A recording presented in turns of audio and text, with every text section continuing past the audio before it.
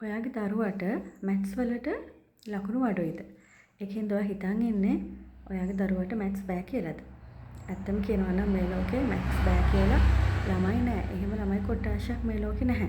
හැමෝටම පුළුවන්.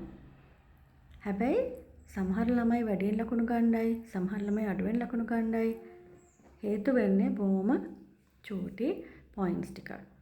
අපි ලකුණු වැඩියෙන් ගන්න ළමයි පොදුවේ ගත්තොත් ඒගොල්ලෝ හැමෝටම වගේ හොඳට ටයිම්ස් ටේබල් එක පුළුවන්. හොඳට චක්කරේ පුළුවන්.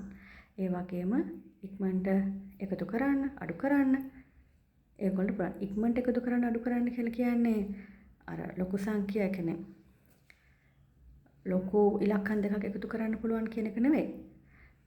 like 2 + 3 5. 7 + 3 10.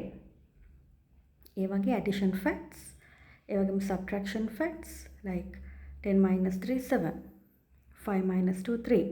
ඒ වගේ ටක් ගාලා ඒගොල්ලොන්ට ඒ වගේ පොඩි පොඩි addition facts, subtraction facts ටක් ගාලා කියන්න පුළුවන්කමක් තියෙනවා. හැබැයි ඔය maths අමාරුයි කියන ළමයි, maths වලට ලකුණු අඩු ළමයි, maths වලට අදක්ෂයි කියන ළමයි ඒගොල්ලොන්ට පොදුවේ තියෙන ප්‍රශ්නයක් තමයි ඒගොල්ලෝ ටයිම්ස් ටේබල් එක බෑ. ටයිම්ස් ටේබල් එක පාඩම් කරගෙන නැහැ. ඇත්තම කියනවා ටයිම්ස් ටේබල් එක ජීවිතේ එකපාරක් ප්‍රැක්ටිස් කරගත්තොත් හොඳටම ඇති. අන්නේ එකපාර කරගෙන නැහැ. ඒ වගේම ටක් ගාලා ඇඩිෂන් ෆැක්ට්ස් කරන්න, සබ්ට්‍රැක්ෂන් ෆැක්ට්ස් කරගන්න දන්නේ නැහැ. ඔන්න ඔය චූටි අඩුපාඩුව තමයි ලකුණු අඩුයි නම් තියෙන්නේ. ඉතින් ඒකට අම්මලට ගොඩාක් උදව් කරන්න පුළුවන්.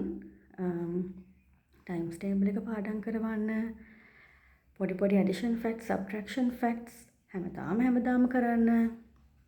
එතකොට ඔයගොල්ලෝගේ දරුවටත් මැත්ස් ලේසි සබ්ජෙක්ට් එකක් වෙයි.